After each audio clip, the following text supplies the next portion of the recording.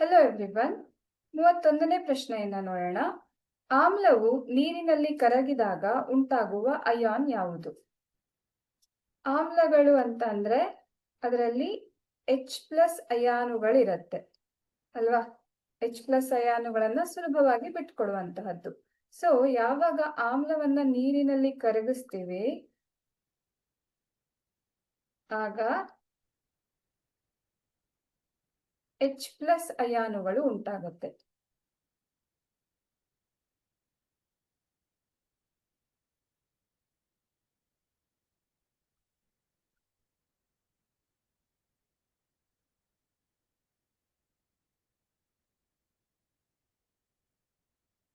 So H+ ಅಯಾನುಗಳನ್ನ ಸುಲಭವಾಗಿ ಬಿಟ್ಕೊಡೋದಕ್ಕೆ ನೀರಿನಲ್ಲಿ H+ ಅಯಾನುಗಳು ಉಂಟಾಗುತ್ತೆ.